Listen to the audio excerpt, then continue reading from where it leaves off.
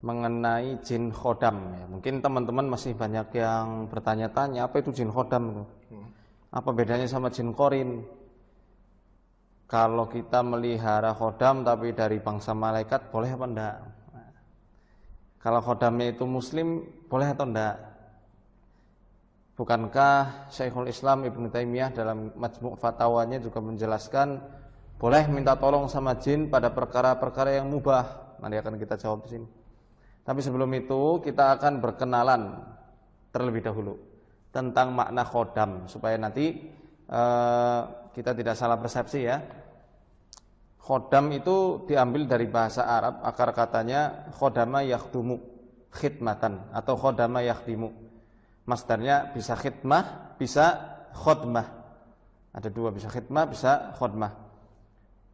Tapi kalau ditinjau, khodam ini juga bisa merupakan suatu isim.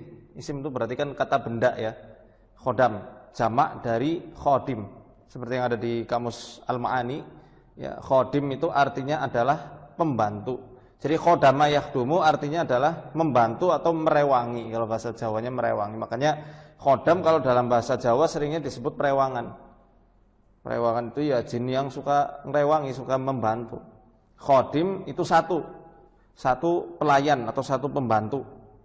Adapun khodam itu jam'un min khodim, jamak dari khodim, khodam. Oleh karenanya ramai disebut di masyarakat kita bahwasanya jin yang suka membantu manusia itu disebutnya jin khodam. Kalau dalam berbagai literatur kitab-kitab ruqyah dari Timur Tengah, khususnya dari Mesir, guru-guru kami senantiasa menggunakan kata khodim, khodimus sihir. Khodimus sihir berarti jin yang membantu supaya sihir itu lancar jalannya, serangannya itu jitu, tepat sasaran. Itu dinamakan khodimus sihir.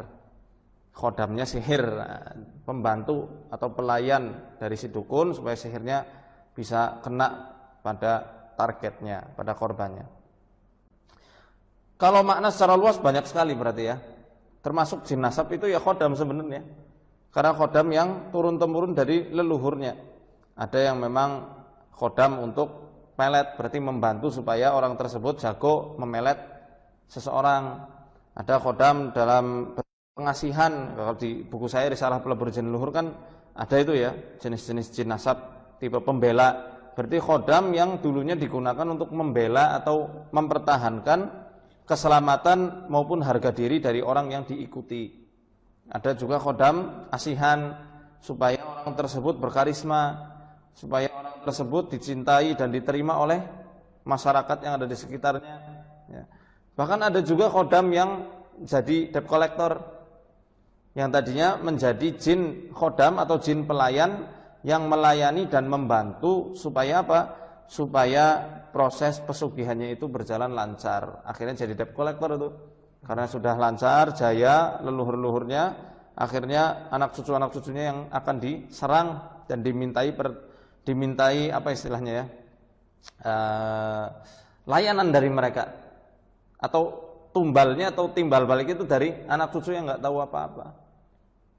Jadi bukan dosa turunan, bukan, tapi memang sekali lagi efek dari perbuatan kesyirikan yang dilakukan oleh leluhurnya dulu, akhirnya anak tersebut kena.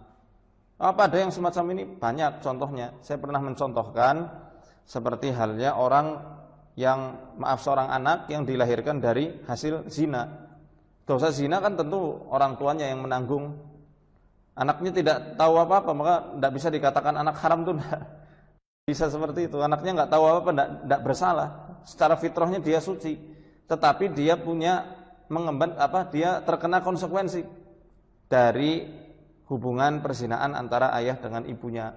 Dia nggak bisa dapat warisan dari ayahnya, nasabnya juga tidak bisa ke ayah, ya ke ibu berarti ya, dan lain sebagainya.